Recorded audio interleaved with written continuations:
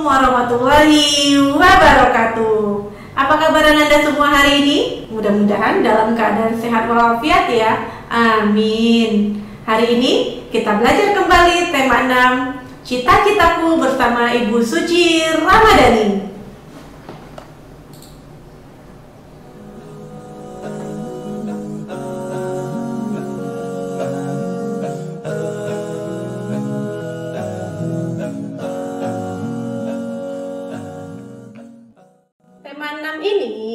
Kita hari ini akan belajar subtema 3, giat berusaha meraih cita-citaku. Nah, pada gambar ini dapat kamu lihat bahwa di sini ada seorang dokter yang sedang mengobati seorang siswa. Nah, untuk meraih cita-cita itu, kita juga harus penting melestarikan makhluk hidup di lingkungan sekitar. Jadi akan diiringi dengan cita-cita yang ada dengan melestarikan makhluk hidup di lingkungan sekitar. Lingkungan yang sehat dapat diperoleh dengan kondisi udara yang bersih, pepohonan yang rindang, dapat memulihkan kualitas udara. Perhatikan gambar di samping. Marilah kita lindungi lingkungan ini dari limbah. Enak ya dipandang mata, dan tentunya juga udaranya menjadi sejuk karena tidak ada sampah yang berserakan. Dan juga dapat dilihat di sana bahwa hewan yang ada pada gambar juga sehat. Maka kita harus dan penting untuk melestarikan makhluk hidup di lingkungan kita. Apa saja upaya pelestarian makhluk hidup yang bisa kita lakukan? Populasi beberapa jenis hewan dan tumbuhan menjadi semakin langka. Beberapa penyebab kelangkaan hewan dan tumbuhan yang ada di Indonesia antara lain, hewan sering diburu untuk dijadikan hewan peliharaan, dijual, digunakan sebagai hiasan serta obat, dan membutuhkan waktu untuk berkembang biak yang lama. Habitat dirusak oleh manusia, misalnya dibakar, tidak mampu beradaptasi terhadap perubahan alam. Sedangkan untuk tumbuhan juga ada beberapa populasi yang hampir langka, yaitu dimanfaatkan terus-menerus tanpa ada usaha melestarikannya, tidak ditanam kembali, sulit berkembang biak, terkena hama, mengalami kekeringan sehingga tidak memungkinkan untuk tumbuh dengan baik. Nah, ini tugas kita untuk melestarikan makhluk hidup. Perhatikan gambar ini. Bagaimana kondisi lingkungan pada gambar berikut? Apa upaya yang dapat dilakukan untuk memulihkan lingkungan tersebut? Nah, berikut beberapa upaya pelestarian yang dapat dilakukan. 1. Penegakan hukum terhadap perburuan hewan langka dan penebangan hutan. 2. Penangkaran dan hewan dan tumbuhan langka. Pelestarian secara in situ dan ex situ. In situ adalah pelestarian di dalam habitat aslinya, seperti cagar alam, hutan lindung, suaka marga satwa, dan taman nasional. Sedangkan pelestarian secara ex situ adalah pelestarian di luar habitat aslinya, seperti kebun binatang, kebun raya, taman safari, museum zoologi, dan herbarium. Perbedaan in situ dan ex situ adalah satu, pelestarian itu dilakukan di habitat aslinya, sedangkan ex situ dilakukan di luar habitat aslinya. Dan di sini kita juga dapat melakukan penegakan hukum serta melakukan penangkaran. Nah, untuk persebaran sumber daya alam di Indonesia, berikut penyebaran hasil bumi dan laut di Indonesia. Ada apa saja? Indonesia mempunyai 5 pulau terbesar di Indonesia. Apa saja? Kamu tahu pulaunya? Ya, betul. Ada Pulau Sumatera, Pulau Jawa, pulau apa lagi? Pulau Sulawesi, Pulau Kalimantan, dan terakhir Pulau Papua. Oke. Dan dari 5 pulau tersebut ada beberapa persebaran sumber daya alam di Indonesia. Contohnya, ada persebaran hasil pertanian. Ada padi, beras, ada di Aceh, Sumatera Barat, dan lain-lain sebagainya. Ada jagung di daerah Jawa, ada ubi kayu atau singkong di daerah Sumatera Selatan dan daerah lainnya. Ada kacang tanah di daerah Riau dan Sumatera Barat dan daerah lainnya di Indonesia.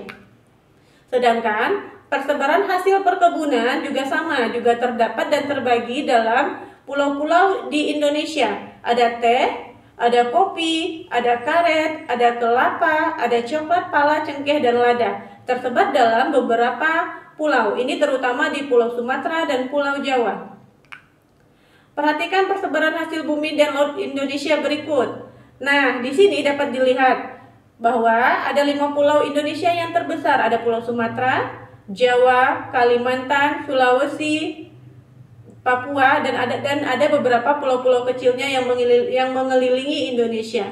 Di sini pada gambar peta ini ada keterangan di sampingnya bahwa persebaran hasil bumi dan laut Indonesia dibagi berdasarkan daerah hasil persebarannya.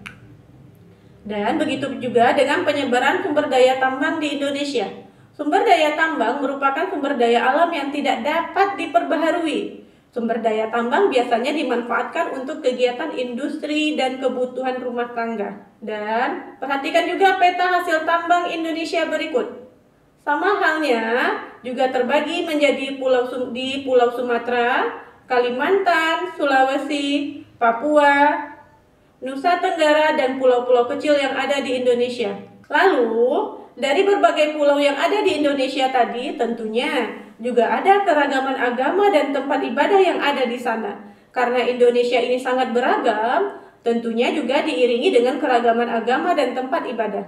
Tempat ibadah umat Islam adalah masjid. Begitupun dengan Kristen, tempat ibadahnya berbeda. Jadi setiap agama yang ada di Indonesia itu tempat ibadahnya berbeda. Inilah yang disebut dengan keragaman. Tetapi walaupun berbeda, kita harus menghormati teman yang sedang beribadah sesuai dengan agamanya. Dan kita tidak boleh membeda-bedakan teman, tidak memaksakan agama kita kepada orang lain. Ya, misalnya tempat ibadah umat Kristen adalah gereja, tempat ibadah umat Katolik juga gereja, tempat ibadah umat Hindu pura, tempat ibadah Buddha wihara, dan tempat ibadah umat Konghucu adalah kelenteng. Begitupun karena Indonesia yang beragam dengan keragaman agama dan juga tempat ibadah, juga begitupun dengan hari besar keagamaan juga beragam. Jadi setiap agama yang ada di Indonesia itu tidak sama tempat ibadah dan hari besar keagamaannya. Misalnya Islam itu mempunyai hari besar keagamaan Idul Fitri, Idul Adha, Tahun Baru Islam, Maulid Nabi, dan Isra Mi'raj. Kristen dan Katolik ini hampir sama ya, Kristen, Katolik, dan Kristen, yaitu Natal, Paskah, dan kenaikan Isa Al-Masih. Hindu Nyepi, Galungan, dan Kuningan. Buddha Waisak, Asada, dan Katina. Konghucu Imlek, Cap Gome. Setiap hari besar keragaman memiliki makna tersendiri bagi umat yang merayakannya. Setiap umat beragama harus saling menghargai keagamaan hari besar keagamaan yang lainnya. Jadi jika kamu mempunyai teman, saudara yang berbeda agama denganmu, kamu harus bertoleransi terhadap perbedaan tersebut. Tidak boleh mengejek tentunya, tidak boleh berkata kasar, dan juga tidak boleh memaksakan agamamu terhadap temanmu. Nah, dari hari besar keagamaan ini, tentunya teman-teman, anak-anak Bu Guru semuanya, ada yang ingin bercita-cita menjadi ustadz? Ya, betul. Cita-cita tersebut sangatlah mulia, bisa menyampaikan ajaran agama kita. Namun, sebelumnya, jika suatu saat nanti kamu bisa mencapai cita-citamu, kamu dapat menuangkannya terlebih dahulu ke dalam bentuk puisi. Nah, pelajaran sebelumnya sudah dibahas bahwa sudah belajar mengenai puisi. Nah, di dalam puisi menggunakan tanda jeda dalam mendeklamasikan puisi. Apa itu mendeklamasikan puisi? Mendeklamasikan puisi yaitu sama dengan membaca puisi. Agar isi puisi dapat tersampaikan ke pendengar dengan baik, kita harus membacanya dengan lantang dan jelas. Waktu untuk mengambil napas disebut jeda. Tanda jeda diperlukan sebagai penanda waktu yang tepat untuk berhenti saat membaca puisi. Beberapa tanda jeda saat membaca puisi. Tanda jeda ini dapat ditulis ketika puisi itu tertulis ya, nanti ketika dibaca akan berbeda lagi. Tanda baca ini memiliki arti untuk berhenti, yaitu garis miring 1, berhenti untuk sesaat untuk bernafas. Fungsi tanda jeda ini hampir sama dengan koma. Jadi berhenti sesaat ya. Sedangkan garis miring 2, tanda baca ini memiliki arti untuk berhenti agak lama. Fungsi tanda jeda ini hampir sama dengan tanda titik. Dan garis miring 3, tanda baca ini memiliki arti untuk berhenti lama sekali atau dianggap puisi itu telah berakhir. Nah, perhatikan bacaan puisi di bawah sebelum dan setelah diberi tanda jeda. Sebelum diberi tanda jeda, mungkin kamu bisa membaca puisi seperti ini. Aku hanya bisa berucap, terima kasih pahlawanku, kau yang telah berjuang demi bangsa, kau korbankan jiwa raga hanya untuk sebuah kata merdeka. Nah, itu adalah bacaan Bu Guru sebelum diberi tanda jeda. Sedangkan setelah diberi tanda jeda, jadi pembacaan puisinya bisa berbeda. Aku hanya bisa berucap, terima kasih pahlawanku, kau yang telah berjuang demi bangsa, kau korbankan jiwa raga hanya untuk sebuah kata, merdeka. Bisa dibedakan ya dalam pembacaannya setelah diberi tanda jeda dan sebelum diberi tanda jeda. Lalu apa saja langkah-langkah mendeklamasikan puisi? Salah satu langkah mendeklamasikan puisi adalah memahami isi puisi terlebih dahulu. Memahami isi puisi dilakukan dengan cara membaca puisi dengan seksama dan memaknai setiap larik dan bait puisi.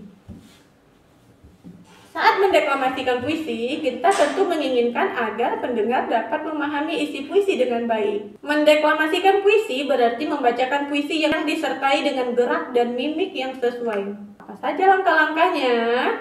Memahami isi puisi, memberikan tanda jeda yang sesuai, memperhatikan intonasi tinggi rendah nada, tempo, cepat lambatnya pengucapan kata-kata, irama, panjang pendek bunyi serta kemerduan bunyi, serta pelafalan cara seseorang mengucapkan bunyi bahasa saat membaca puisi, serta memperhatikan mimik dari wajah saat membacakan puisi. Nah, selain untuk membacakan puisi tadi, mendeklamasikan puisi juga ada penekanan saat mendeklamasikan puisi.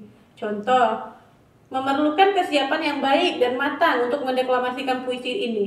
Salah satu cara membedakan makna puisi adalah dengan memberikan penekanan pada saat mendeklamasikannya. Perhatikan puisi berikut. Tak ada waktu yang kusia-siakan, tak ada keluh kesah yang kuucapkan, semangatku hanya untuk menggapai impian, menjadi pahlawan cendekia, mendidik tunas bangsa, membentuk pribadi yang cerdas dan pantang menyerah, menjadikan kebanggaan untuk Indonesia. Kalimat yang dicetak miring merupakan penekanan dalam puisi. Fungsinya agar makna puisi ini tersampaikan kepada pendengar. Nah, hal-hal apa yang perlu diperhatikan pada saat mendeklamasikan puisi? Satu, ini ketika nanti dipraktekin kamu bisa mencoba hal-halnya sesuai dengan hal yang perlu diperhatikan saat mendeklamasikan puisi. Satu, kamu harus menyapa penonton sebelum memulai deklamasi puisi. 2, menyebutkan judul nama pengarang puisi yang dideklamasikan. Jadi misalnya Puji bikin puisi Cita-Citaku karya Suci Ramadhani, itu harus disebutkan. 3, jangan menundukkan kepala saat mendeklamasikan puisi agar ekspresimu dapat terlihat. Kalau kamu menundukkan kepalamu, orang tidak dapat melihat ekspresimu. 4, bacakan puisi dengan lafal yang jelas dan tidak terlalu cepat agar penonton dapat memahami makna puisi yang dideklamasikan. Jadi membacanya tidak boleh terburu-buru. 5, bacakan puisi sesuai dengan suasana yang digambarkan dalam puisi tersebut. Misalnya sedih, senang, atau semangat. 6, puisi yang dideklamasikan sebaiknya dihafalkan sehingga tidak perlu membawa teks. 7, ucapkan salam tentunya. Penutup kepada penonton setelah penampilan deklamasi selesai. Nah, dari cara mendeklamasikan puisi ini, Bu Guru akan memberikan contoh cara mendeklamasikan puisi. Berikut, Bu Guru akan mencontohkan, membacakan, mendeklamasikan sebuah puisi sesuai dengan cara mendeklamasikan puisi dengan baik. Assalamualaikum warahmatullahi wabarakatuh.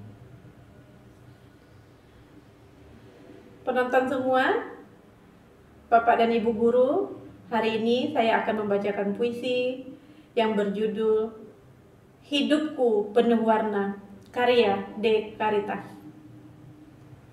Bukit-bukit itu membiru dari jauh, laut itu pun membiru dari jauh. Mereka terlihat sama, walaupun berbeda. Keduanya indah, keduanya mempesona. Walaupun berbeda, keduanya tak terpisah.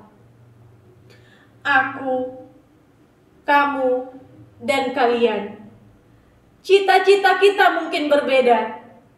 Bukan siapa yang berlebihan, tetapi kita akan bersama meraihnya. Hidupku penuh warna, seperti pelangi di bawah langit. Berbeda itu indah, yang membuat kita bersyukur pada Ilahi. Terima kasih. Assalamualaikum warahmatullahi wabarakatuh.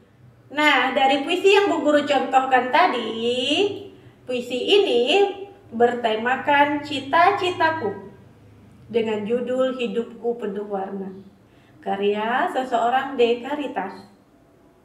Puisi ini terdiri dari 4 bait.